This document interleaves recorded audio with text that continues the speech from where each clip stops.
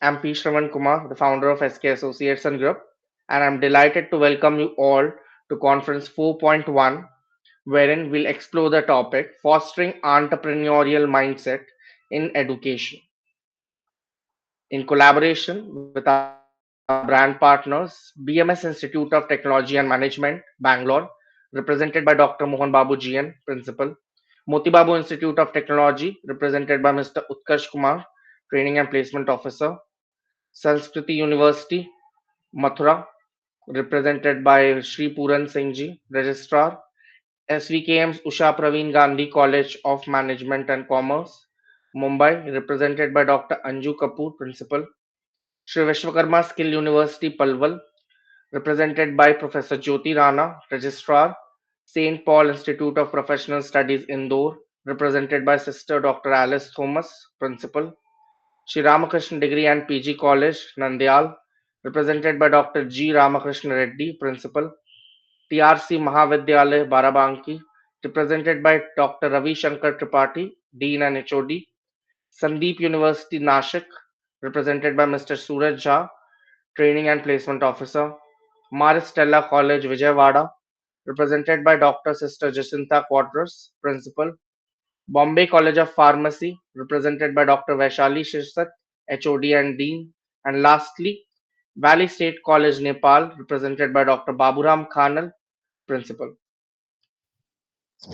We would also like to extend our thanks to our esteemed media partners, namely Hind Chakra Media, Daily Hunt, Republic News India, Flipboard, rdtimes.in, The Indian Bulletin, Indian Sentinel, Abhyuday Times, News Outlook, National Age, Times Bulletin, Prevalent India, The Fortune India, Pioneer News, India Influencer, India Scoops, Bharat Herald, Youth News Express, The Telegraph News, Newsmin 24, IT India Thrive, Hindustan Saga, My Maharashtra, BharatMirror.com, India News 24, News Streamline, ScrollNews.in, Arcady Live, Press Journal, Newshead.in, Telangana Post, Metro City News, The National Reader, and lastly, Let India Shine for the collaboration, support, and helping us deliver this session on an international scale.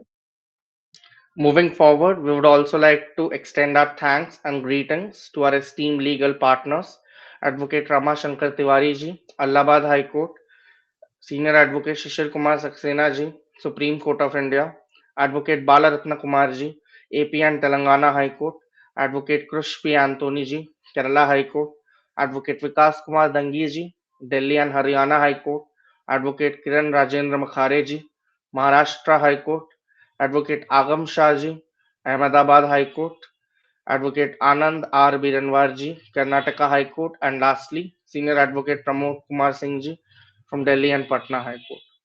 We are honored to have a panel of accomplished vice chancellors, professors, and industry experts as our guest speakers today. By the end of this conference, we hope that you will gain valuable insights into the crucial area of discussion for today.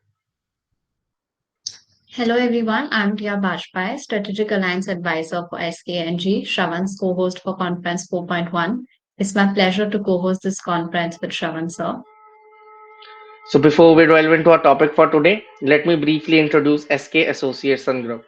We are an ISO certified management consulting firm registered under the MSMED Act 2006 with the Government of India. Our mission is to provide consulting services to aspiring student entrepreneurs globally, covering areas such as compliance, operations, marketing, research and development, human capital, strategy, and operations. Our passion lies in helping these budding entrepreneurs bring their dreams to life and contribute to global economic growth. At SK Associates and Group, we take pride in offering tailor-made solutions to our clients. Our team of transformational consultants has a deep-rooted passion for entrepreneurship, and they bring extensive experience and expertise to every project. Over the past 3 years, we have built a network of 5,000 individuals from 30 plus countries, representing diverse universities, industries, and functional roles. Our ultimate goal is to assist 600 million students in India by providing pro bono consulting services in areas such as strategy, operations, human capital, compliance, legal advisory, research and development, taxation, and marketing. We also plan to invest 500 crores US dollars in these startups by 2035, creating more than 5,000 plus employment opportunities for startup experts, advisors, mentors, and research scholars. Our vision is to contribute to global economic growth by empowering the next generation of iconic organizations. Collaboration and strategic alliances are key to achieving our mission. We are committed to promoting entrepreneurship development and community impact with a focus on empowering students for global economic growth. We aim to partner with over 1,000 plus universities and colleges by 2030, providing guidance and mentorship to students as they embark on their startup journeys. The enthusiasm and interest we see among students for entrepreneurship nowadays is truly inspiring. Startups do have the potential to address critical social, economic, and geopolitical challenges through innovative business models. By promoting sustainable entrepreneurship, we can drive positive change and create a brighter future for all. Entrepreneurs not only generate job opportunities but also stimulate economic growth, offer innovative solutions to consumer needs, and foster collaborations with other businesses. We have witnessed remarkable success stories wherein entrepreneurs have tackled issues such as climate change, waste management, education, financial issues, and many others. Absolutely. Entrepreneurship is a catalyst for change and innovation. It's a powerful force that can reshape industries, transform lives, and make the world a better place. We are committed to supporting student entrepreneurs on their journey, equipping them with the tools, knowledge, and networks they need to success. Rightly said, Tia. At SK Associates and Group, we are immensely grateful for the dedicated support of our executive management team, including Ms. Vaishali Shri, Head of Human Resources, Ms. Tia Bajpai, Chief Strategic Alliance Advisor, Ms. Pooja Kumari, Organizational Development Coordinator, Ms. Reema Kumari, Employee and Customer Relations Coordinator, and Mr. Faiz Mohammed Siddiqui, our Public Relations Manager. The unwavering commitment has indeed played a pivotal role in our growth and development. Thanks to their dedication, we can make a meaningful impact on the entrepreneurial ecosystem by inspiring, educating, and mentoring young individuals, encouraging them to pursue entrepreneurship instead of a regular corporate career. Now, before we dive into our discussions, let's take a moment to introduce our esteemed lineup of guest speakers and tap into the wealth of wisdom they bring to the table. Our first speaker is Dr. Srihari Prakash Honward. Dr. Srihari Prakash Honward is a distinguished academic leader with extensive experience in engineering education and institutional development. With a BE in chemical engineering from BITS Pilani and an ME and PhD from ISSC Bangalore, he has served as Vice Chancellor at UPES Dehradun, GDGU Sona, and SPSU Udaipur, as well as Dean and Principal at DJSCOE Vilepale. A fellow of the Institution of Engineers and the Energy Institute UK, he holds chartered engineer credentials in both the UK and India. Dr. Honward has guided four PhD scholars, led two DST research projects, and is subject matter expert in outcome based education, uh, curriculum and program design, research center formation, and faculty mentoring. His expertise extends to faculty recruitment, evaluation development, and career guidance. He has contributed significantly to academic governance as a member of the academic councils at prestigious institutions, including Mumbai University, NMIMS, MPST, ME, UPES, SPSU, and Jaipuria Institute of Management. Additionally, he has played a key role in drafting detailed project reports for new universities and schools, emphasizing innovation in teaching technology, online course development, and active learning methodologies. Our next speaker for today is none other than Dr. Bhagwan Jagwani, who is a management professor, trainer, and consultant in finance and accounting. He is presently the director of PSIT College of Higher Education, Kanpur. His previous associations include Group Director at Allen House Group of Institutions, Kanpur, Campus Head at ICFI Academy, Hyderabad, and Professor and Finance Area Head at Dr. Gaur Hari Singhania Institute of Management and Research, Kanpur. Possessing a work experience of 25 plus years in industry and academia, Professor Bhagwanji is professionally qualified as a company secretary and is presently a fellow member of the Institute of Company Secretaries of India. He also holds a PhD and a postgraduate degree in commerce. Besides this, he is a UGC NET qualified professional and possesses various certifications in business analytics, international finance, and financial derivatives from renowned institutions. He is also a certified trainer of predictive and descriptive analytics. Till date, Dr. Bhagwan has conducted over 50 plus management and faculty development programs and training sessions pan India and abroad. And he has also presented and published research papers in national and international conferences in ABDC listed Scopus Index and foreign journals. His research papers, based on his doctoral thesis, were awarded second prize in a doctoral student paper competition organized by AIMS International, Houston, in USA. Dr. Bhagwanji has also been a recipient of Best Paper Presenter and Best Faculty Guide awards. Born in the Philippines, Southeast Asia, Dr. Bhagwan strongly believes in the law of karma, and for him, success is how high you bounce after hitting the bottom. Next up is Dr. Prashant Saxena. Dr. Prashant Saxena serves as a Director of Corporate Relations and Professor at PP Savani University in Surat, India. In his capacity, he leads the training and placement cell, orchestrating strategies to enhance student employability and foster industry partnerships. His responsibilities encompass organizing career counseling sessions, skill development workshops, and facilitating campus recruitment initiatives. Dr. Saxena's leadership has been instrumental in bridging the gap between academic learning and industry expectations, ensuring that PPSU students are well prepared for professional success. Our final speaker for today is none other than Dr. Kishore Bhanushali, who has over 24 years of experience in corporate and academia. He started his academic career as a lecturer at MS University of Baroda. Thereafter, he worked as a assistant professor with Mahatma Gandhi Labour Institute, Ahmedabad, ICFI Business School, Ahmedabad, and Global Institute of Management, Gandhinagar. He has worked on various international projects for ILO, WHO, World Bank, and United Nations.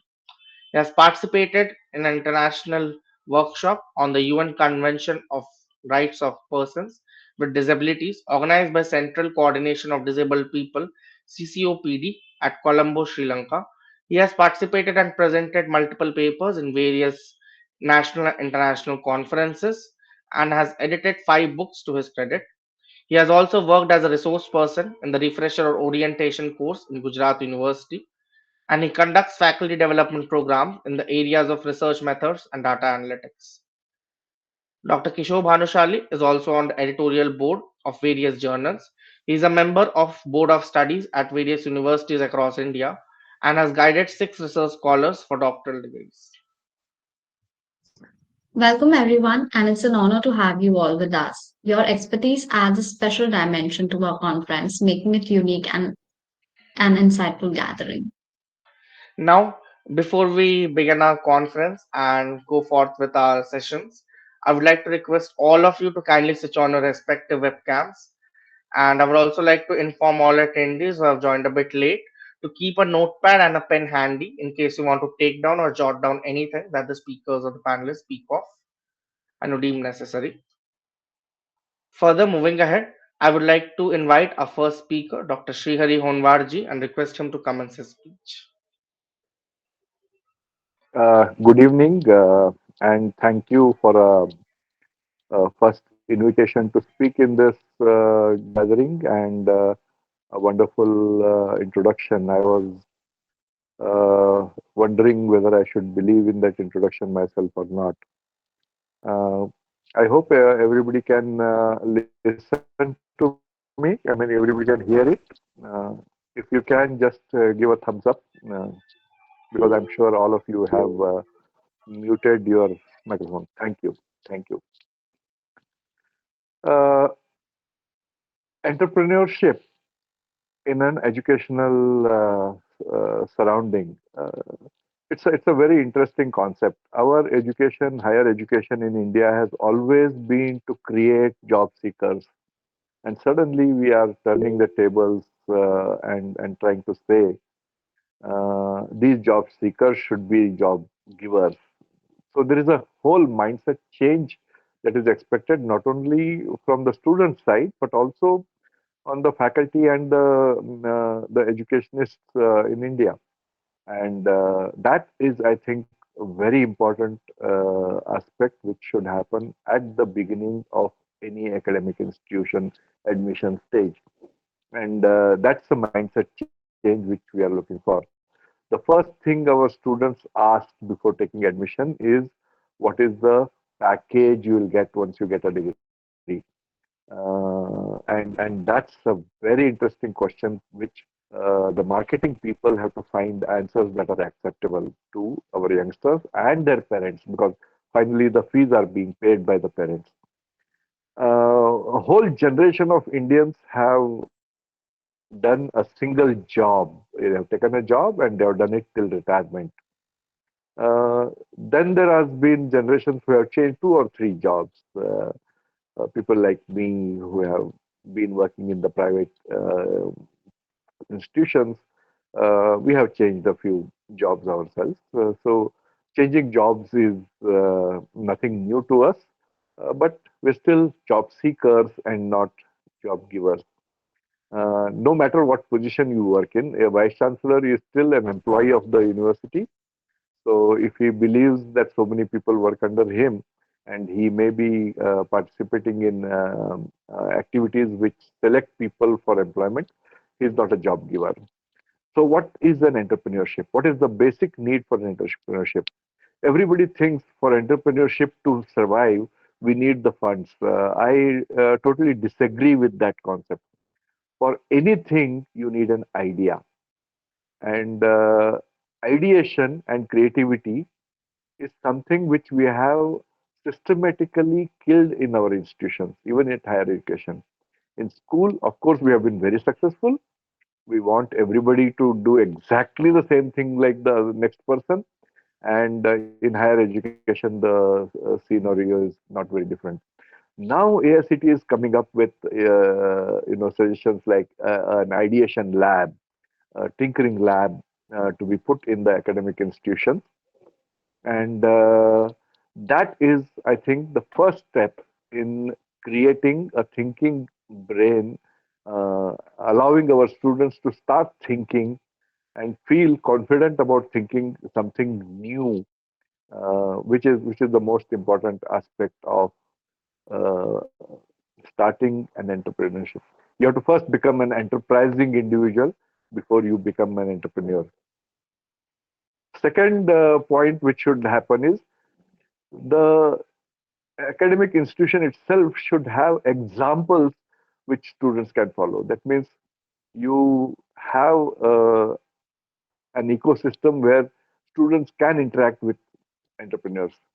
One of the ways which most academic institutions do is bring in those successful entrepreneurs to talk to the students. That doesn't help much. What academic institutions must do is create breeding grounds for entrepreneurship. Not just their own students, but also from the surrounding vicinity, people who are trying to start something. If they can use the higher education institution as their address and gain a mileage out of it, and become a successful partner with the higher institution once their businesses grow, I think this will give an opportunity for young students to go and see how these things are happening, be impressed by that, and help join those businesses for internship. And a few of them will surely try to do something on their own. One of such successful examples is from IIT Madras at Chennai. They have a incubation center, come industry center just outside the campus, where they allow startup companies to come and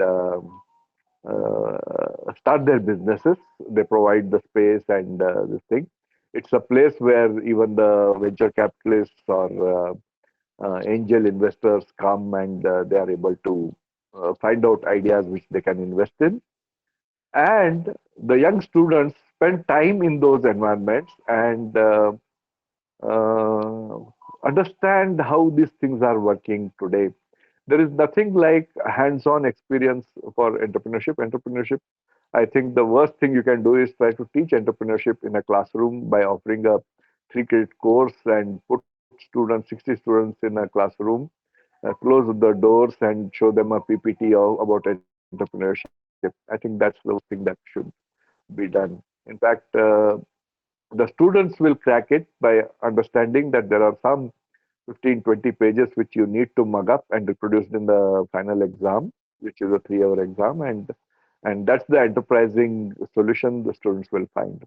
I think higher education, if they have to encourage this mindset change about entrepreneurship, they must encourage their own faculty and students to become entrepreneurs.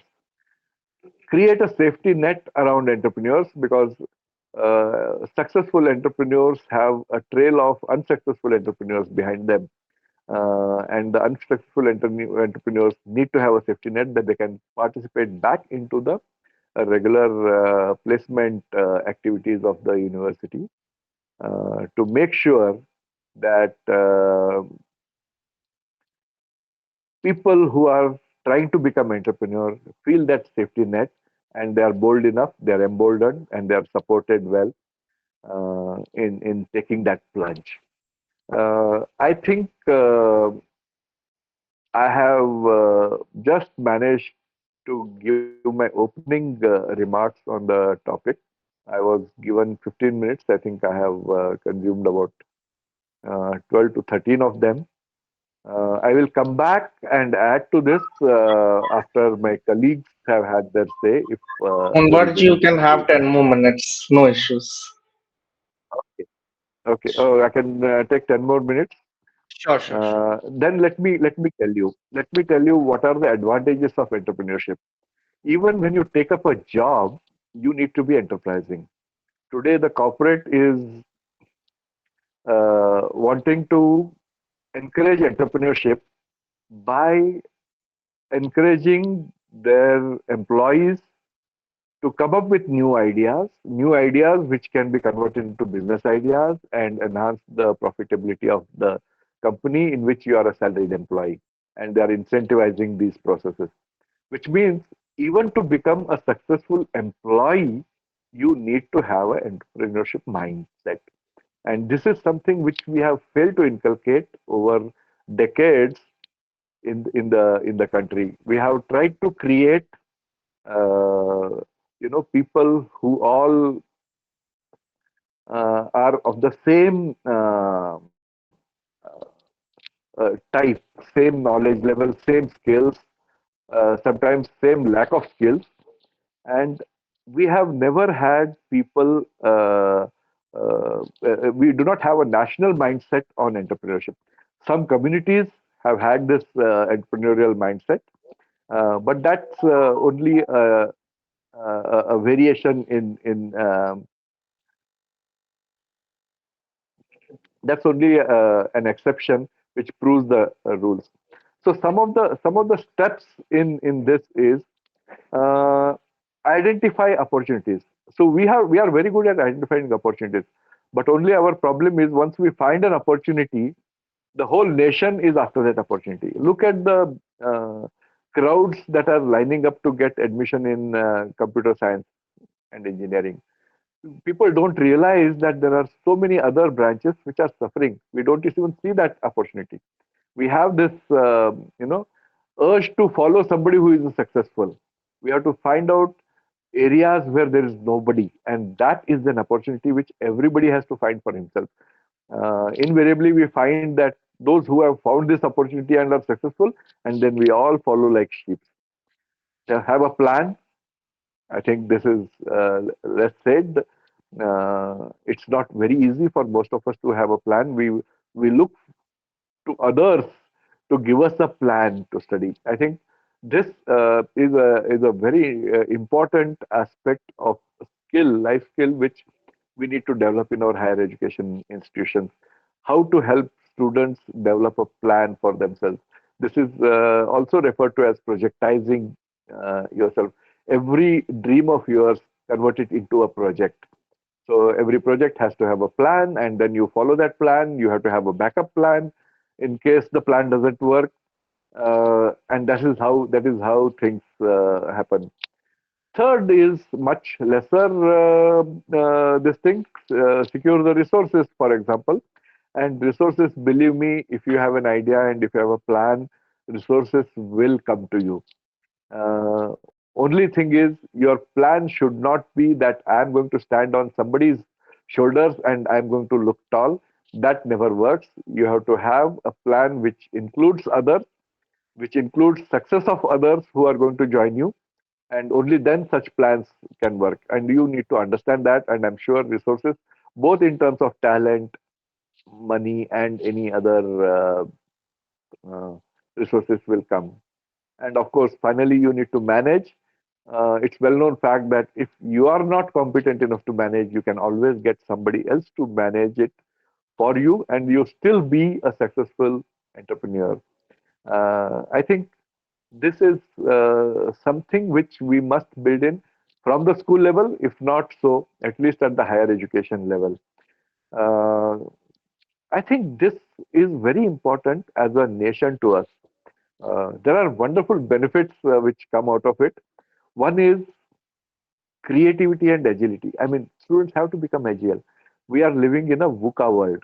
Uh, it's a highly volatile world. What works today may not work day after tomorrow, and in some areas may not even work in after 1 hour or so.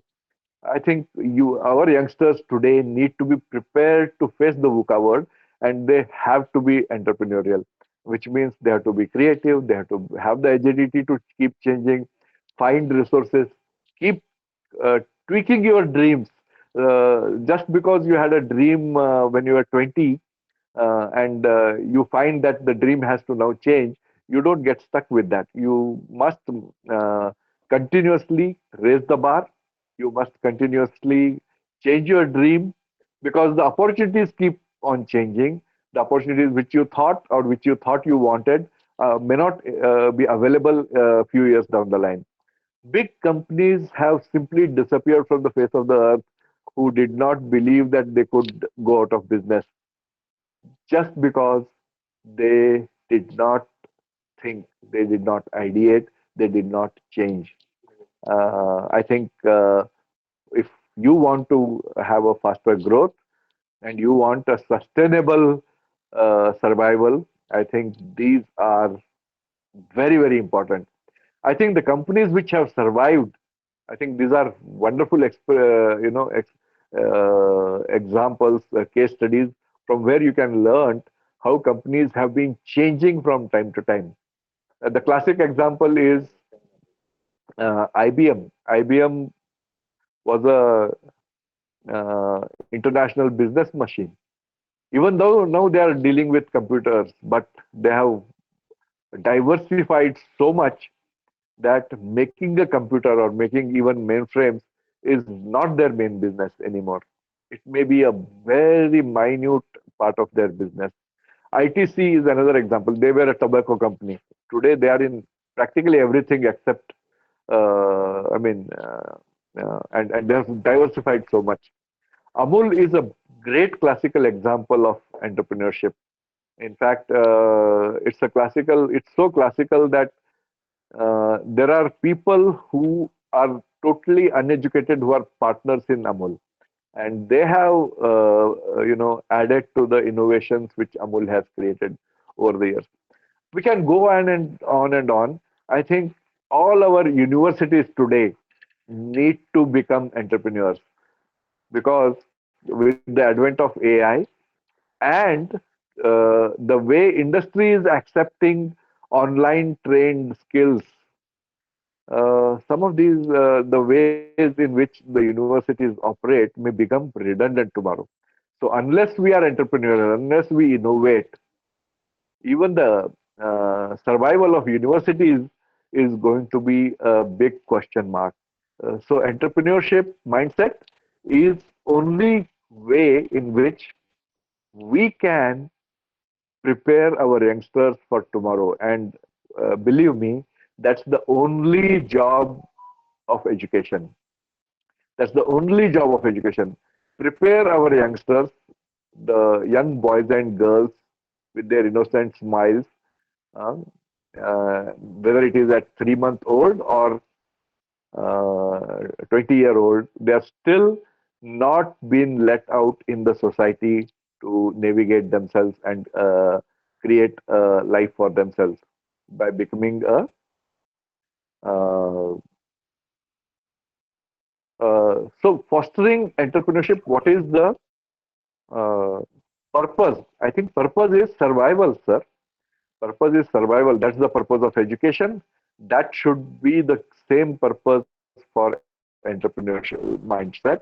Because if you do not have an entrepreneurial mindset, if you want to fall into a repetitively performed activity for which you have skills which you don't want to change anymore, I'm sure you will not last more than a few years of survival.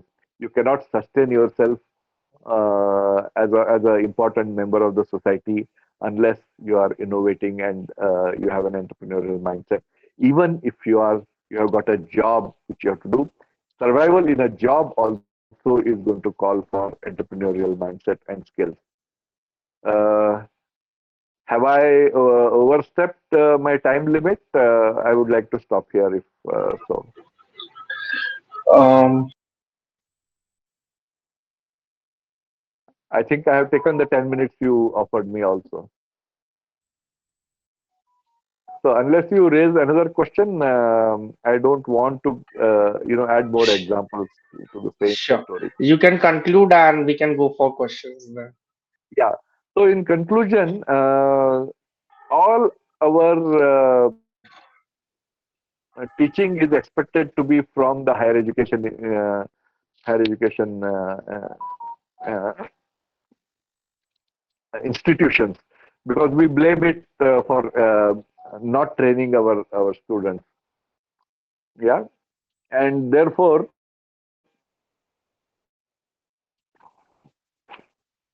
we have to undo something which we have done over years since independence, and that is allow our students to think. Uh, Most of the jugaad available today, I'm sure you will appreciate, is by the uneducated, because the educated have been tamed, educated have been spoiled, their creativity has been killed in our academic institutions, and that's the change we need to bring in by bringing in a mindset of entrepreneurship in the higher education institutions. Thank you for this wonderful time and a patient hearing. I would like to listen to my esteemed colleagues who are also in the meeting, and they can contribute more. Sure. So if you have any questions on which you want me to come back, I will be happy to do that. And let me very carefully listen to my colleagues who I'm sure have got equally wonderful points to make in this program. Thank you So very I much. had a question for you, Dr. Honbard. Since we are talking about Yeah, like suddenly changing the system's focus from their objective of increasing placements to the objective of increasing the startups they are incubating. So obviously faculties and students can change along with the policies if obviously the government is going to implement something. But what do we do about the parents? Because parents have always been brought up with that we, this is perception yeah. of job security. Let me. I think I got your point. Yeah. So far, we've been telling everybody that get a job. Now we have to tell everybody retain a job. Yeah. Even if you get a job and you have to retain a job, you have to have an entrepreneurial mindset. So bring that about. Yeah. I think this is the starting point. This is something which the society will have to accept it in case you want the change to be implemented. And this is the job of everybody who is participating, starting from the first contact point with the students at the time of admission to the vice chancellor who probably addresses the students on their entry on the campus. I think everybody, and in fact, the teams which go out to the schools must start talking about this change in mindset. See, the change is only successful when everybody accepts the change. Yeah, people should become aware that it's necessary to change.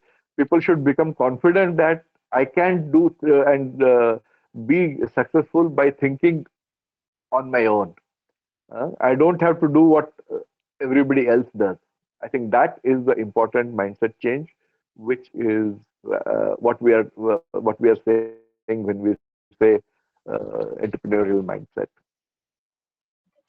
I hope I Exactly. have answered your yeah. Excellent, excellent. Yeah, got the answer, Dr. Honwar. Thank you. So don't try to tell them don't look for jobs. Try to tell them retain your jobs. So even to retain your jobs, you need to think Exactly. independently. So once you start thinking independently, maybe you are going to be a successful entrepreneur yourself.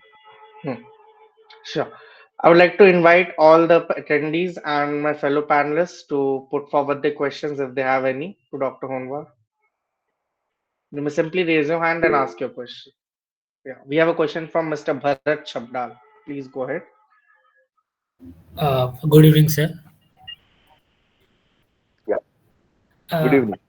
See, sir, I have a major doubt that the entrepreneurial mindset is everyone have in India, but the government policies are also there. But I think the taxation part and having the that government this is one of the major in our Indian entrepreneur. Like is China, they are promoting the entrepreneurship by giving them subsidy and all. India has just started now, but the policies and taxations and the rules and regulation are very strict in India. So that also play a major role. So can you tell more about it? Let me tell you, sir. Governments will be there, and governments in China may also change tomorrow. It's very important to say in the given environment how you can exploit it. The Oh, entire IT,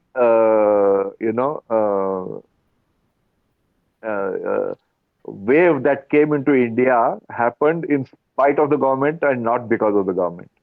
The government turned around and then said, okay, we will give you SOPs, we will give you everything. So if you are an entrepreneur, I don't think you should start worrying about taxation even before you come up with an idea. Taxation is something which will happen. It's part of the society we live in, and accept it. Accept it, adjust for it, and don't be worried about it killing your entrepreneurship. I don't think taxation can kill any entrepreneurship. It's a weak idea and weak management that will kill the entrepreneurship. When you want to start something on your own, you get your team, shoulder to shoulder, the team works towards everything, and you understand that government is very much a partner in this, and you have to give that partner it's his due. Because you, by being an entrepreneurship, you have to be successful. You have to help the society with it, and one of the ways in which you help the society is pay your taxes. And the taxation is not should not become an hindrance. Taxation is will get built in, to your business model. If it is not built into your business model, that means your business model is weak. Yeah. okay. So believe that, and understand that these things will have to happen in spite of the government and not because of the government. Those who have been successful because of the government, the moment government changes its policies, are going to sink. Those who are living on solid ideas and solid business models survive in no matter what kind of policies are there. Policy change is an environmental change for which you have to be prepared for, and accordingly change your business model. That's what I would say. Um, and it may look as if I'm not sure how it can be done, but yes, even in this business model, we have so many classic examples of successful entrepreneurs, and that's what it is. Thank you, sir. Thank you, Yeah, Dr. I Shrihari thought I Onward, understand. for the wonderful speech.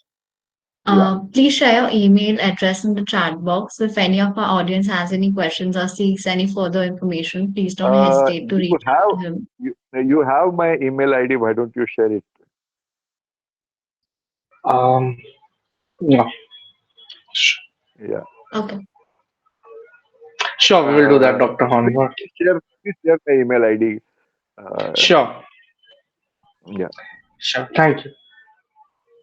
Thank you. Now, moving ahead, let's welcome Dr. Prashant Saxena, and I request him to commence his speech. Good evening, everyone. Thank you very much for inviting me to speak on to this particular conference, which is also very dear to me as a topic.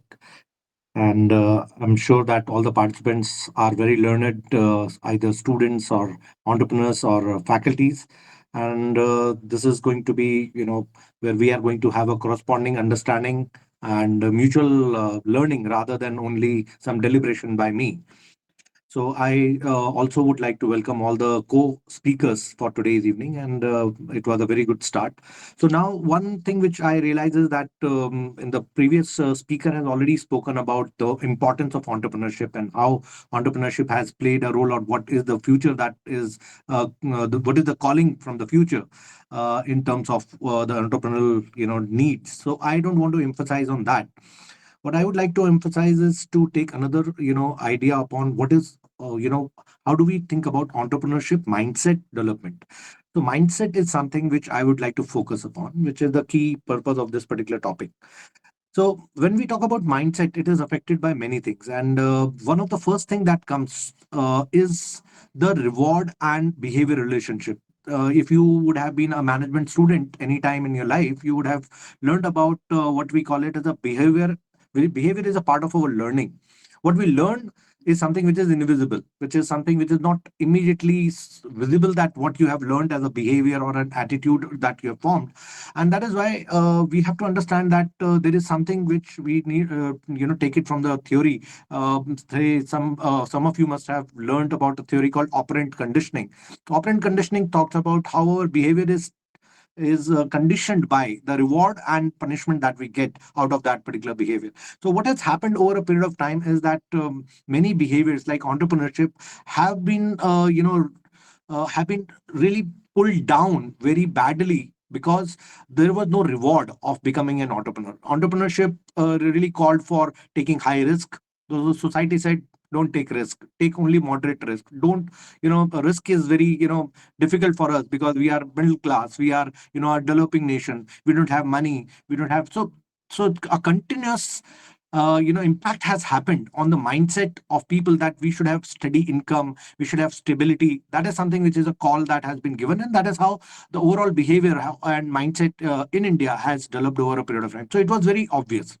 Similarly, there were no rewards for being an entrepreneur. Entrepreneurs were seen as to be people either who were not academically bright, who could not become a IAS officer or maybe a great scientist or an engineer, have chosen to start a business because there was nothing else they could be rewarded with. So the society has given all these clues continuously to to youngsters, to academicians, to everyone, and hence Indian mindset was definitely on a very steady path towards non-entrepreneurial, non-creative, non-risky behaviors, and that is what has happened. Now, what would set the pace right? What is that we need to change to be able to really change the entire mindset among people? And especially somebody asks about parents. So that was a very very dicey question that anybody would be able to really respond to. But that's, yes, a reward is something which is the most important thing. Look at some of the countries who have classically looked at becoming a developed country and have done so in last 200, 300 years. So we may like or dislike countries like USA. That's your personal choice. But learning from developed and successful people is something which is very important ingredient. So countries like USA, what is the differential? The differential is that they have a reward for just every damn thing. So you are good at spelling, you'll get a reward to be able to, spell out spellings well. If you are good at skipping rope very well, you will be rewarded for even skipping rope to the best which it can, if you can demonstrate. If you are a good juggler, if you can keep a good crocodile and, be friendly to a crocodile, they will make you a hero of being a good, great mentor of being a crocodile farm. You can dance, you can do whatever you do. There is a reward that is available, the money is available, and people are ready to, engage you. So this is something which has made the society, going towards a very individualistic, creative, and a passion based, follow up of their dreams. And that is what makes US as a differential society, where everything you are good at, keeping a museum, you are good at painting, you just say anything, you write fiction, you are good at martial arts, and there is a reward. You can become a superstar just by following your passion, which was not a ingredient culture within the country. That is why there was a lack of entrepreneurship. Today, entrepreneurship is never just one thing that you do business. That is not entrepreneurship. It is not just that you create an enterprise that is the only path to entrepreneurship. Yes, entrepreneurship is creating enterprise. That is the outcome. That is very important. That is something which nobody can deny. But where does it start? Where the root actually grows is something which we are talking about. We are not talking of what is the outcome. Outcome mindedness is sometimes a very difficult way to look at things. So what I would rather emphasize upon is, how do you cure the root? So the root can be cured only when you make entrepreneurs a national hero, right? So today, whom do we really make our heroes? We talk about celebrities like film stars, we talk about music. So people are now running towards that. They want to attain fame through social media, by dancing, by singing, by doing this and that. Very recently, only in India, that we have started something like Shark Tank, and it has caught up very well. So people are getting rewarded for what their entrepreneurial feelings are. But beside that, what I'm talking about is that entrepreneurship always starts with a sense of deep passion towards something.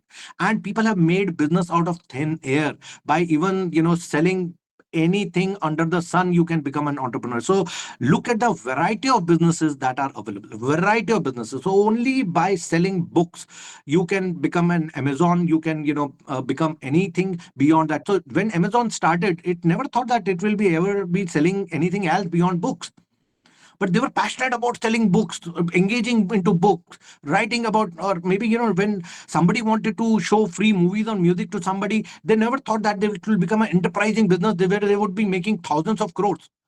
So the objective can never be that you start becoming a billionaire right from the day one. The first thing which happens is that you have the ability and environment, the culture, to be able to follow certain passions, certain ideas which you individually feel very strong about. That is something which is the start point of it. Once you become creatively confident about your own self, that my creativity is appreciated, my creativity is rewarded, then only you can convert that creativity into an enterprise. For that, there would be some special training that you may need, that you may need certain financial tricks to understand, certain marketing tricks to understand. But I think with the globalization of knowledge, all this is right now available. I have met, I have a friend who's into, say, he has a business of diagnostic clinic. Now he was struggling with having only one clinic and seeing big brands competing against, coming to his small town. So his job was always to draw blood from people's body and to get test results given. He's a doctor, so he doesn't know anything about marketing or maybe financials. But over a period of time, the moment he was passionate as a doctor, he was very good at diagnostics, so he was doing his job very well. But then he realized that over a period of time, that there were certain competitors, pressure, new ideas were being implemented by. So market drove him to make an enterprise. Today, he's owning a chain of almost 20 odd clinics.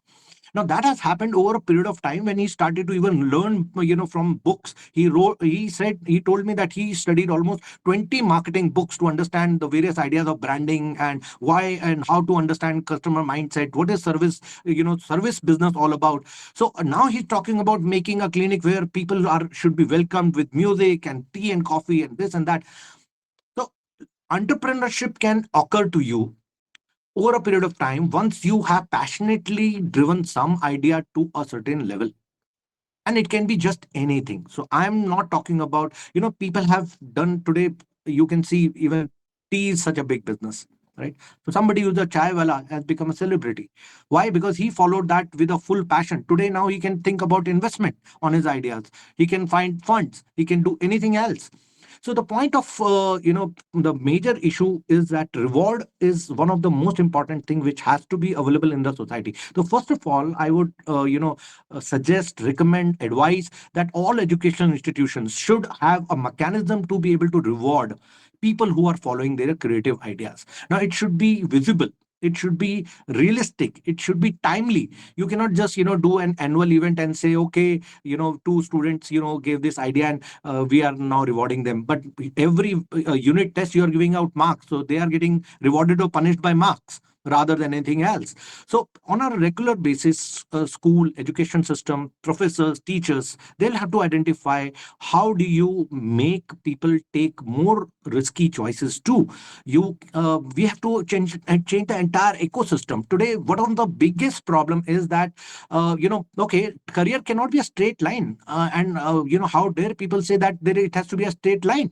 This is one of the most stupid way to look at it. But what we are saying is, okay, you do commerce, you become an graduate, you become a CA, or either you become an MBA finance, then you get a MBA and finance job, and then you become a finance manager. It is a straight line. And you look at the history of all entrepreneurs, they have never walked the straight line. They cannot, because that's not the nature of how life becomes.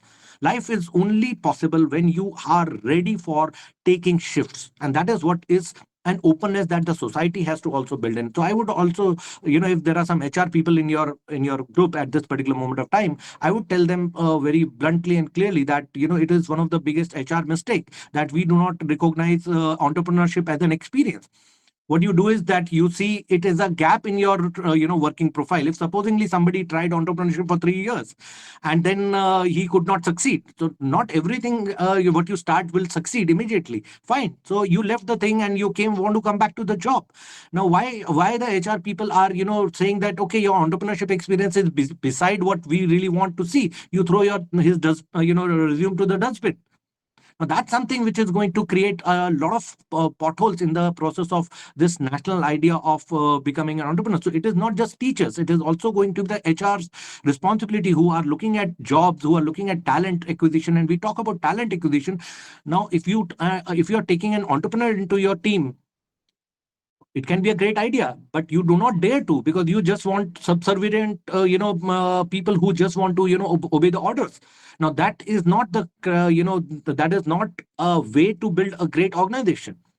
So all these things need to be re-educated within the system also. So it is a job of the professors, it is a job to create rewards within the organizations also. So even HR people will have to participate in this entire thing, rather than negating the experiences.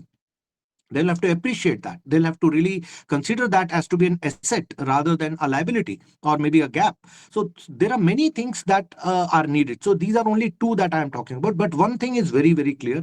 Today's society in India has started to reward entrepreneurs. And that is why we are talking about, and this conference is there. So otherwise, this conference wouldn't have happened if there was no reward that was happening. So today, we are talking about people who are publishers and newspapers and media are continuously citing entrepreneurs as to be great heroes, rather than so the title what we used to get is like, after my BTech, MBA, or CA, or anything, I am getting a job, so I would flaunt a offer letter. Now today people are flaunting them becoming a co-founder, becoming a founder, which has become a very, very great kind of a tag that you have. So that tag has to be rewarded very well. It has to be seen in a positive light. So unless until our so it is the it is how the publishers have to look at it, the newspapers have to make a decision about it, the HR people have to make a decision about the principles, and the teachers will have to make decision about it. So it's the role that has to be played by multiple agencies.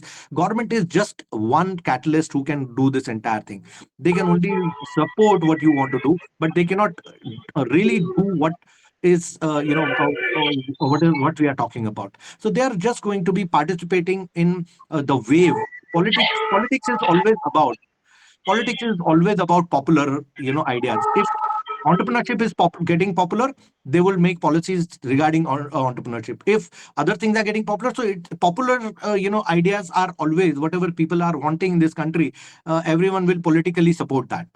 So politics always follows what people are wishing to do. So I would wish that we should rather see it as a support system or maybe a catalyst at a later stage. Rather, the first primary stage is within the society. The reward system should be very strong, and every entrepreneurial attempt should be rewarded by society, by the various forums that are available within the system. So I see this happening, and that is why I would give more of impetus onto this, that this is what is the most important need. Yeah. So thank you for your speech, Dr. Saxena. I would like to request you to share your email ID in the chat box for any queries that we might have for you.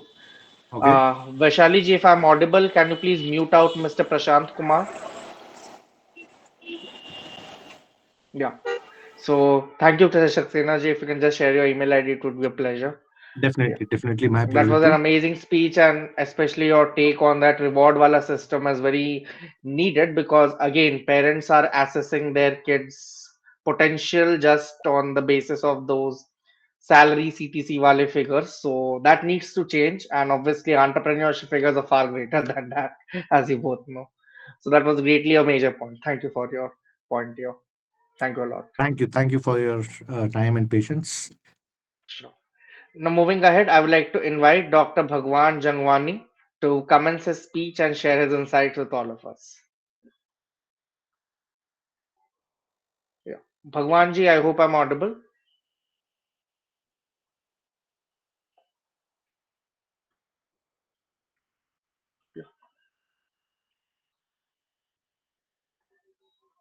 Yeah. Tia, if you can check Mr. Jangwani is in there in the meeting. Yeah, he's there. Dr. Bhagwan Jangwani, am I audible? Yeah, you are audible. Sure.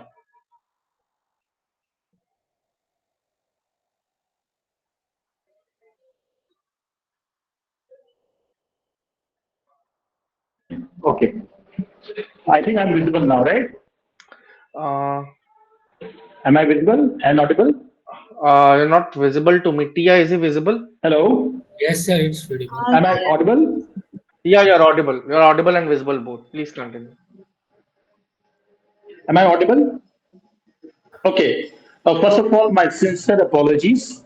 I'm right now on a tour to Vrindavan, and but since I'm an academician, so it's a commitment to actually attend a session. So I'll be giving 10 to 15 minutes, but I promise all the listeners that whatever they listen during these 10 to 15 minutes, they will be really benefited based on my experiences so far dealing with entrepreneurs, working with entrepreneurs, sharing the feelings of entrepreneurs, and sharing the frustrations of entrepreneurs, but still being able to hear stories from successful entrepreneurs.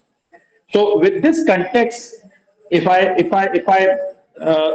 bring an outline, I'll first tell as to what why is it required to become an entrepreneur. Number one, number two, what it requires to become an entrepreneur. Number three, what happens when you believe that or when you feel that the decision to become an entrepreneur is actually a wrong decision, and when you believe that the decision taken by you proved to be a right decision, and what happens when you have that first taste of success. So this is going to be the outline. The sequence may be a bit here or there, but please bear with me for the sequence. So first of all, why it is needed to become entrepreneur? There are more job seekers, less job providers. That's point number one. More job seekers, less job providers. So we want job providers. That's one. Number two, most of the problems in the world, they have to be solved only by entrepreneurs, and to be specific, engineering background or management background or technology background entrepreneurs. given the type of problems that we have, either engineering background or management background or the technology background entrepreneurs, right? Right now, I'm entering a lift, so if the interruption gets disturbed, so please bear me if you want 1 minute. Okay, so the world needs more job providers than job seekers.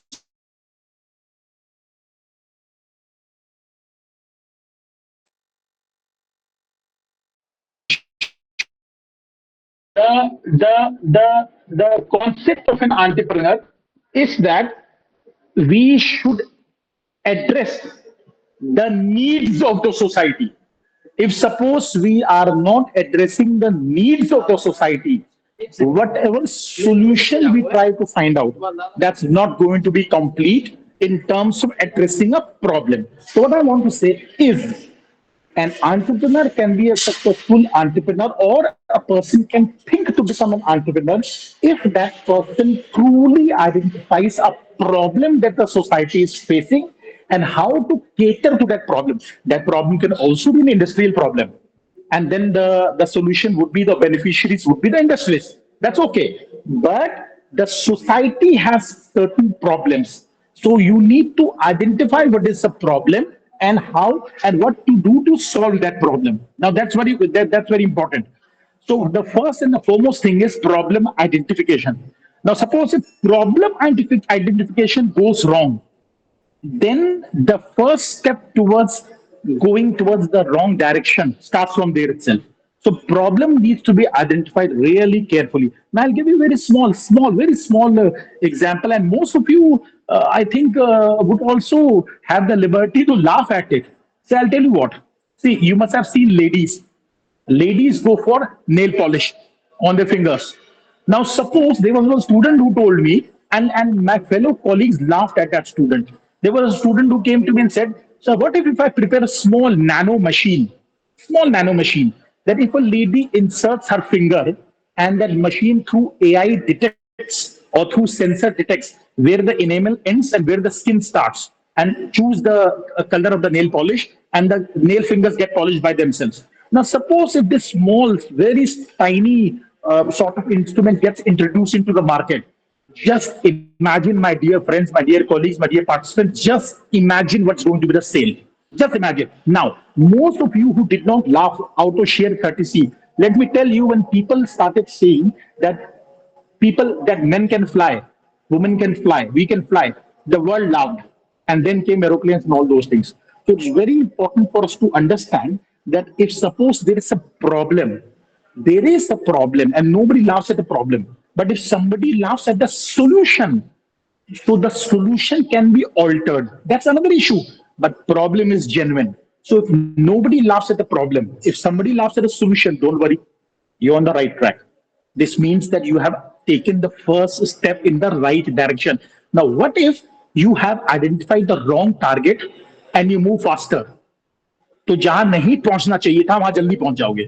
So that's a simple problem. So the first step should be identified really well. So my first advice is, why do we need entrepreneurs? Because we have more job seekers than job providers. Number two, why we should become entrepreneurs? That's the one point. Number two, how we should become an entrepreneur? Identify a problem. And let me tell you, the problems are very simple. Now, I'll give you another example, and this is a real life application of innovation and entrepreneurship, real life application. Imagine people used to get scared when they used to enter the MRI machine, because the MRI machine used to be closed at the other end, used to be open from this end, and your entire body used to get inside the MRI machine. People used to get scared. You know what has happened now? People have prepared. The medical science has prepared standing MRI machines. Standing, you just have to stand, and the MRI machine rotates around your body. Simple as that. Simple as that. So what was the element of innovation over here? The fear that people used to have. Similarly, Philips, what is the tagline of Philips? Innovation and you. What did Philips do for innovating for entrepreneurship? Philips was already a company, but you see, inside a company, there are employees that become intrapreneurs. Try to understand. Entrepreneurship is not only for people who are not employed, who do not do any job. Even for employees who are working in a company, they can go for intrapreneurship. When we say intrapreneurship, this means you become an entrepreneur within the company. So similarly, there must have been some set of entrepreneurs within Philips company. What they did, they tried to use augmented reality inside the MRI room. So whatever you choose, suppose a person goes inside the MRI room and says that I would love to be along the beach side. I love to be along the hilly mountain side. Then the entire walls through LED they get changed into a beach, or they get changed into a mountain area, and then the augmented reality set or the is worn by the patient. While the patient gets inserted inside the MRI machine, but that augmented reality gives the patient the feeling that he's either on a hill trip or he's either on a seaside beach. So simple examples. So what I'm trying to say is the key to entrepreneurship lies in innovation. The key to innovation lies in first to finding what is the problem. The key to problem finding lies in simplicity. Think simple and just peep around you. Look here and there. You will find many problems. You will find many problems. You just look here and there. You will find many problems. So it's very important for us to identify the right problem and to go it now. How much time it requires to be successful as an entrepreneur? I'll tell you what. Some wise old entrepreneur once told me it requires 1,000 days, at least 1,000 days. Now, 1,000 days roughly turns out to be what? I mean, around 3 years. It takes around 1,000 days or 3 years to build the stamina to sustain as an entrepreneur. Now, if I say 1,000 days in a country like America, in Silicon Valley, they will laugh at me. You know why? Because they would say that failure does not fail. How much time it requires for failure, that doesn't matter. No matter how many times you fail, one day you'll become successful. But you know what? You know what is the problem with a country like India? I'm proud of my country. I'm proud of it as an Indian. But let us be honest with our face. You know what is the problem? Grandparents, parents, teachers, friends, society, they celebrate success and they do not celebrate failure. They never celebrate failure. But you know what? Why don't they celebrate failure? Because they have kept this precious feeling for us to feel. We should celebrate our failure. You know why we should celebrate our failures? Unless until we know that we are on the right path, we'll never ever be able to celebrate our failure if we are on the right path. If we are on the right path, and if some failure happens, doesn't matter. Thomas Alva Edison was asked, what was the most wonderful thing you learned while inventing a bulb? He said, I learned only one method to invent a bulb, and I learned thousands of methods how not to invent a bulb. So if I'm asked to give a lecture, I can give a lecture for hours and hours and hours, because I know what are the different ways where don'ts are there. Do is only one. Don'ts are several. Now I become a good lecturer, I would become a good guest lecturer. So what is the problem? Problem is you should have belief in yourself. So if you want to become an entrepreneur, it's very important to understand that it takes at least 1,000 days, maybe lesser. See, I'll tell you what, 1,000 days is a thumb rule. A thumb rule does not mean I show a thumb to everyone. It does not mean that it is the same applicable to all. For some, it may be less, for some, it may be more. Now, let me give you one more thing. For those who are technology enthusiasts, those who are technology entrepreneurs, they would take less than 1,000 days. You know why? Because technology it acts like a catalyst. It hastens the work, just like AI. AI hastens the work. It fastens the speed. So if suppose those who are into technology, for them it may be say 365 days, or for them it may be say 1.5 years. But for the traditional entrepreneurs, those who are into heavy, solutions, those who are into industrial entrepreneurs, those who are into maybe giving solutions that serves the society at large, not necessarily using a technology or maybe a bit of a technology. For them, it's very important for us to understand that we need to sustain at least 1,000 days. Now, I'll tell you one another thing. See, India is a country of herd behavior. Herd behavior means dekha dekhi ki duniya. What does it mean? Suppose you get successful, many people will follow you, and they will try to reinvent that thing or refine that thing or retune that thing or do some tweaking, and they come up with a product similar to that of yours. So how do you face this budding competitors? But as a budding entrepreneur, you have to face budding competitors also. How do you face that? So it takes a lot of grit, it takes a lot of guts, it takes a lot of courage, it takes a lot of commitment, it takes a lot of dedication, it takes a lot of conviction, it takes a lot of self-belief, and it takes a lot of self-confidence. So it's very important. Now I'll tell you one more interesting thing. Have you ever imagined that in colleges and in universities, who are the people who give lectures on entrepreneurship or who give you gyan on entrepreneurship? Those give you gyan or lecture on entrepreneurship, those who are salaried people. So those who are salaried people, they will give you gyan on entrepreneurship. So what does it mean? See, never ever challenge anybody. See, I'm a teacher. I'm an academician. I did a lot of entrepreneurship by being in service. I did a lot of entrepreneurship by being in service. I started certain activities. I started certain projects. I started certain reward system, certain award system. Tell me one thing honestly. If I'm into service, that doesn't stop me to become an entrepreneur. If my mind identifies the problem, if my mind gives a solution, if I sustain the pain in the process, if I make it workable for a small set of people, if I give a guest lecture and give this suggestion to others, and if others follow this thing, now tell me, isn't it an example of entrepreneurship? So for me as an employee, even entrepreneurship is not something which is new. So for all those lecturers, for all those people who are experts in entrepreneurship, attend those lectures. एक चीज अच्छी समझ में आ जाए, one thing you understand, if that settles into your mind, believe me, you will forget all other things, but that one thing will remain in your mind. Now, a bit of hard fact. In order to be an entrepreneur, always understand that whatever problem you have identified, whatever solution you give, that solution should be economically feasible. If suppose if there is a solution, you come out with something which is a solution, but it's very expensive for others to afford, then probably that is one area where that aspect must have got neglected from your end. And probably it is the first step. Maybe in the second step, you think of reducing the cost. So that is one area where you should understand. The second thing is that solution should be technologically feasible. Whatever technology is used there, it should be in use, or it should be probably invented very easily, or it should be in spread very easily. Because if you work on a technology that is alien to others, then probably that will not be accepted by mass, or unless You until you run awareness programs and all those conclude things. your speech in 2 minutes Yes, since we are under. yes, yes, yes, yes, yes. And the last thing is your solution should be environmentally sustainable, because it's not you, it's not me, it's actually we. And now it's not we, it's about the future generations.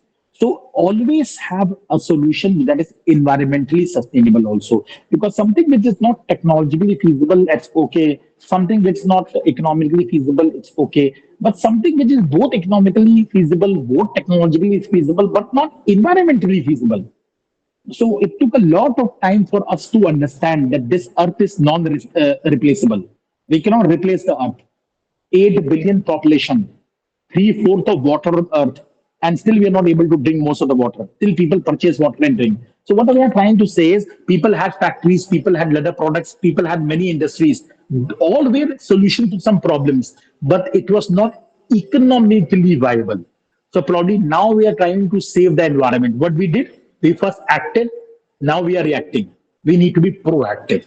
So if I summarize the entire discussion, number one, become an entrepreneur rather than becoming a job seeker. Number two, identify a real life problem, solve it, make it technologically feasible, environmentally feasible, and economically feasible. Have the grit of at least 1,000 days to sustain. Celebrate your failure. Take the first step in the right direction. Never ever take a hasty step so as to end up in the wrong direction and move fast. You'll end up the wrong place faster. So take the first step in the right direction. Take your time. If you take your time, that's okay. If you're not ready, do just some job. Learn, have some experience, and within that job, turn out to be an entrepreneur. Probably for you, the entrepreneurship is the first step to entrepreneurship. My best wishes to all the participants. My sincere apology for not being able to attend those calls. And I promise one thing, that one day, if suppose there is a physical interaction or one day there is some other maybe online interaction, I'll give you those mantras and more mantras of entrepreneurship that you would always remember कि जब entrepreneurship के सफर का ज्ञान सुना था तो भगवान साथ में था. Thank you very much. Sure. That was a great speech, Professor. Thank you. I guess you can take it from here, Ms. Bajpai. Yeah. Thank you for the amazing speech. Please share your email ID in the chat box. If any of our audience has any questions or seeks further information, please don't hesitate to reach out. Next, let's welcome Dr. Kishore Bhanushali, and I request him to commence the speech. Thank you. It was, of course, the last speaker of the day, and a lot of things that I wanted to convey was already been conveyed by my fellow speakers, and really enjoyed those part of the session as well. When I'm talking about the core topic, I'm talking about in terms of the role of education. And when we are thinking about this entrepreneur mindset changing, it is not something which can be done by a one person, because it is a group effort.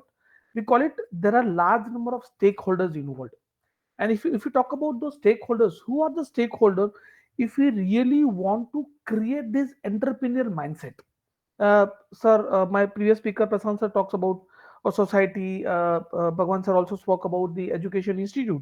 But if we prepare the list of the stakeholders who are supposed to be taken into confidence, because anything that you want to succeed requires a coordinated effort.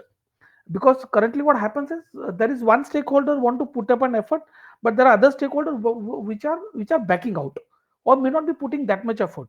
So unless we come together as a team, things are not going to change in a way we are expecting.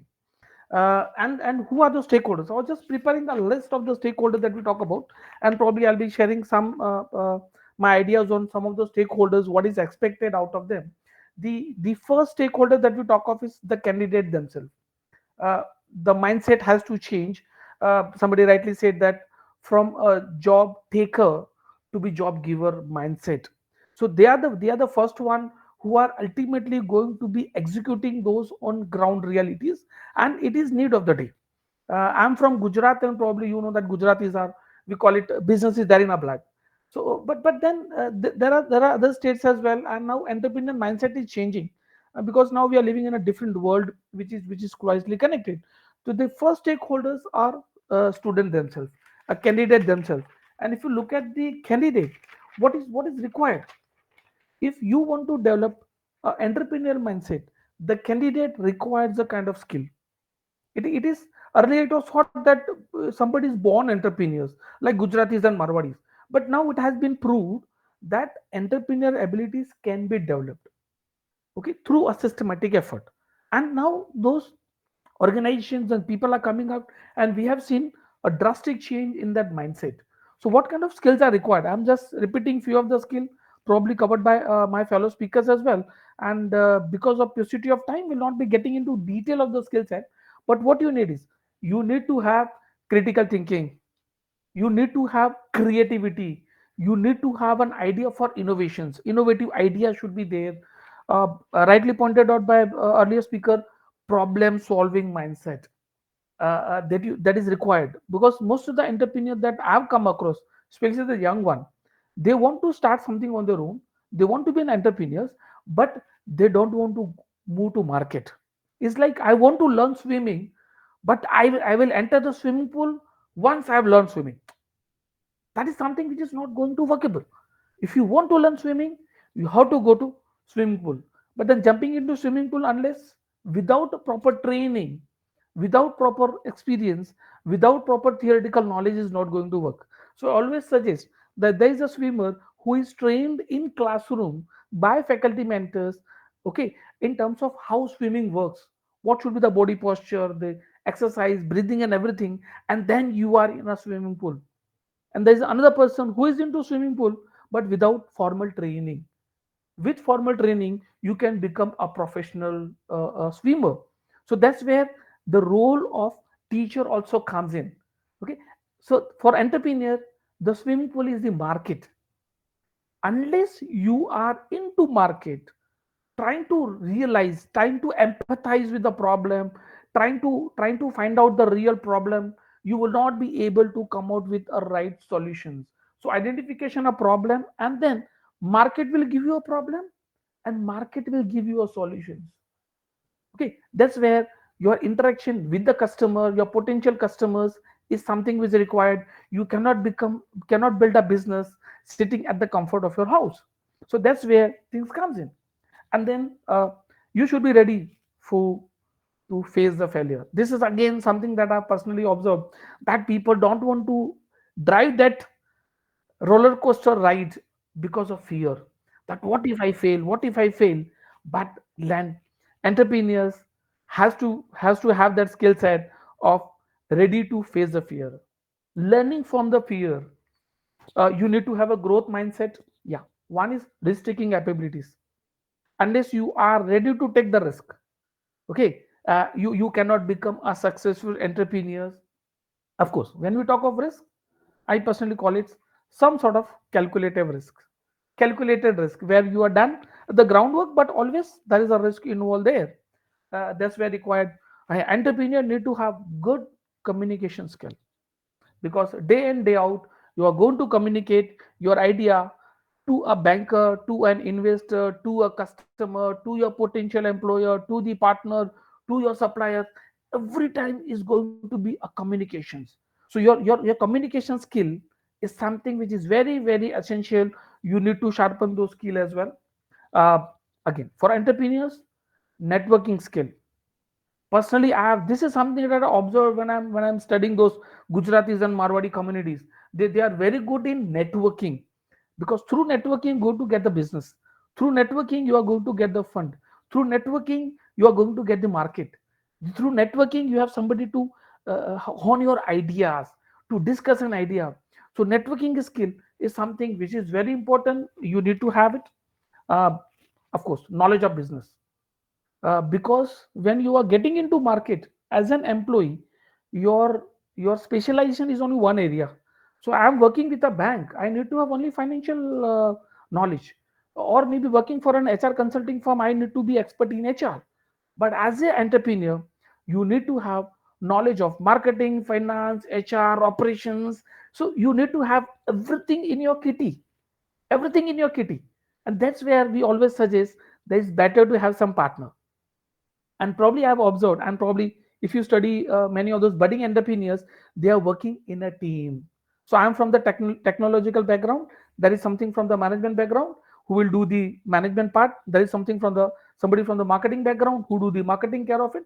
And then as a team you work. That's where the diversity of the team comes in. Business acumen is something which is required. And one more thing, entrepreneur cannot have long lasting successful business if the foundation is not based on ethical standard.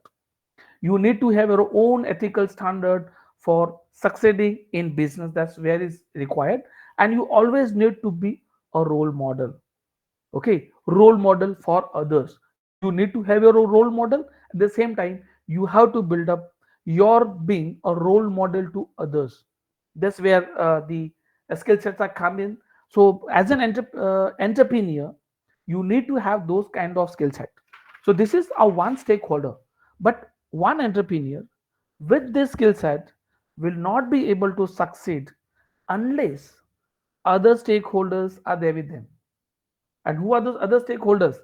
The primary one that I want to talk about is higher education institutions.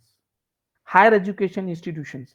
Because still, as rightly pointed out by the first speaker, higher education institutions are the one who are supposed to be shouldering the responsibility of creating this mindset. But what they are primarily doing is they are doing creating manpower for the employment market. So from the day one, at the time of marketing it, they told that primarily we'll give you job, we'll make sure that you are employable. Employable by education institute means job ready. So they give you a training, they'll give you a skill set so that you are employable. They say that okay, we are the placement team who come to the campus and all those things. Now this has to be changed. Higher education institutions are supposed to be shouldering the responsibility, and for that what is required? Number one, the primary thing is structure and syllabus. This entrepreneurial mindset, changing the skills are supposed to be part and parcel of the syllabus. I always suggest, irrespective of the discipline, there are subjects which are supposed to be common. Subjects like what do you call creativity, critical thinking, design thinking, analytical abilities. Now, these are supposed to be a foundation syllabus in any of the education institute, which is essential either somebody want to get into job market or want to start their own. So starting with the structure of this syllabus that they need, um, this inviting expert entrepreneurs to interact is one thing, but that should be a system whereby student who want to become an entrepreneur should have the provision for getting into market. So we always suggest that higher education institutions are supposed to be connected with the market, connected with the society. Unless they are there, they are connecting student with the society, this mindset will not change. So that's where the role comes in. Internship, of course, is one way. But if somebody want to start their own business, why you want them to do an internship with bank? There should be a provision of somebody doing internship, whereby end of the internship they come out with their own ideas of the businesses. That should be acceptable as a part of internship. More case study based teaching, because in order to succeed, because once you start an entrepreneurship, there are large number of challenges that you're going to face, and answer to those challenges do not lies only in the books. So case study method of teaching is something which probably will work. um, Good part that happened recently is many of those colleges and universities, they have their own incubation centers. Wonderful things. AICT, UGC, they are promoting this as well. But those incubation centers are supposed to be nurturing. So they are right now, most of the incubators are focusing only on the startup. Okay, beyond startup, if somebody want to start their own business, may not be a startup one, but there should be a provision within that incubation center for them as well. The curriculum, the timing should be flexible enough. Nowadays, we talk about interdisciplinary learning. I am doing engineering, but let me learn management. Let me learn bit of marketing. Let me learn bit of finance, so that I know how my idea can be commercialized. And this is where many of the startups, many of the entrepreneurs fails, because they are not trained for those commercialization of idea. I need to be capable enough to evaluate my idea from the market perspective. I should be capable enough to design my own costing, the profitability, the business investment, dealing with the bank. All those things are supposed to be part and parcel of your learning as well. There should be supportive environment. Yeah, Prasansa rightly said, recognition of an entrepreneur by higher education institutions on a regular basis, something which is required. And one most important thing that always suggest is community engagement. And it's very much important for each entrepreneur, budding entrepreneur, to have community engagement. Unless you are in, I know many of those schools in western world, and even many of the schools in India, during the vacation they want student to go to community for some community work. So you are connected with community, and when you're dealing with community, you are in a right frame of mind to identify the community problem. And the problem identification is the first thing for you to be an entrepreneur. So that's where the role of higher education institution comes in. Teacher has a major role to play. They are the most important stakeholders. Nowadays, present system, as a teacher, my role is, I got structured syllabus, certain number of hours, I prepare my speech, go to class, deliver the class, and come back. Now, in this modern era, this things also need to be changed.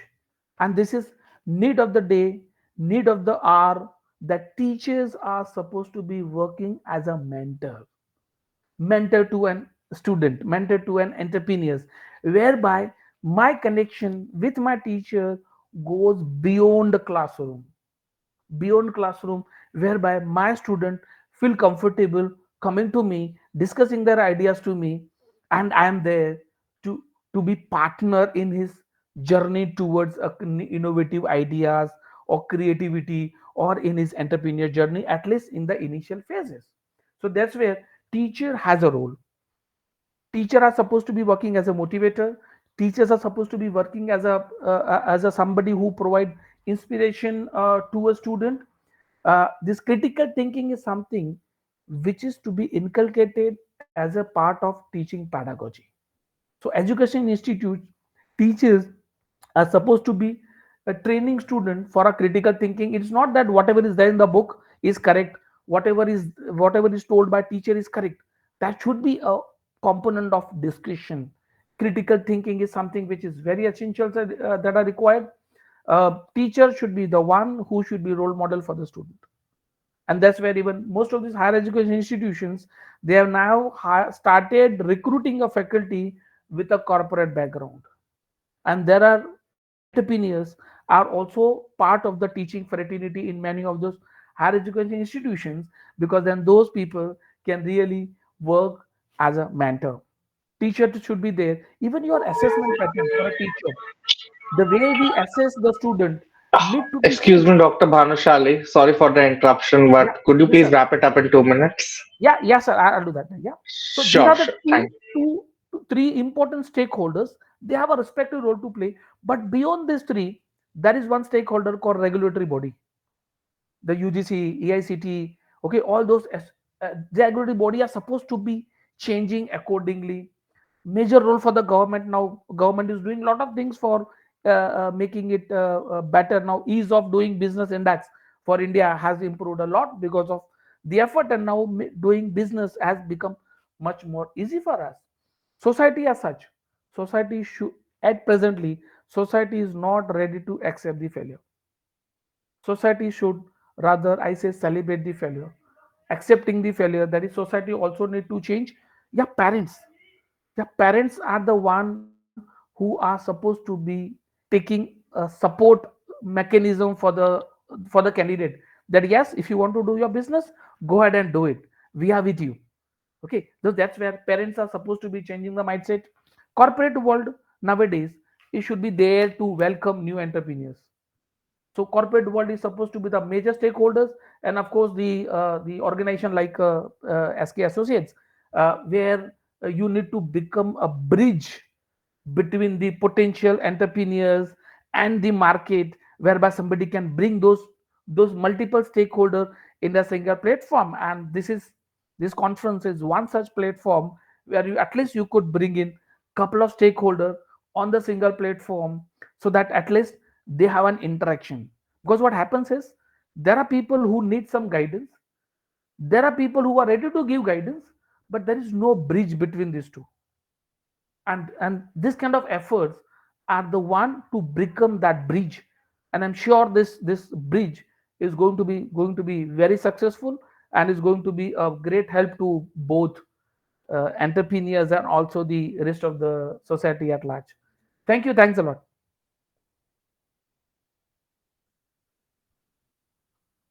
Yeah, open for a couple of questions if you have. So, firstly, I would like to thank you, Dr. Kishore Bhanushali ji, for your amazing speech and insights. I'd also like to request you to share your email ID in the chat box since we have a time constraint. Any attendees with questions can directly reach out to you via email. Sure. Yeah, I'm writing. So, yeah, sure. Thank you. Moving ahead, I would like to thank all our esteemed guests for today, including Dr. Srihani Honwarji, former Vice Chancellor of Sri Padmapat Singhania University, Dr. Bhagwan Jangwani ji, Director of PSIT College of Higher Education, Dr. Prashant Saxena ji, Director of PPSU Surat, and lastly, Dr. Kishore Bhanushali ji, Director of Karnavati University. Obviously, our teams reached out to you around a month back, and you had to put this out on your schedule. Then you had to stay back for this entire time, and I can even see that Saxena ji was quite busy. He had to come in between something, and when Jangwani ji was out on a tour in Vrindavan, as we can see. So, nonetheless, we thank you all for taking out your precious time and coming out here to give your experience and share it with all our participants, entrepreneurs, and multiple other startup professionals sitting here. We commit that obviously we'll be helping out more startups. Till date, by luck, we have only helped 250 startups till date. establish themselves in India and obviously one in abroad too. We are planning to help out and mentor 5,000 startups this year with the help of our esteemed team comprising of Ms. Tia Bajpai, Ms. Vaishali ji, Rima Payal, and Faiz. I believe that we can do it in this year. So thank you for my team too for being there and obviously for supporting me. Even TRG has played a long and strong part here.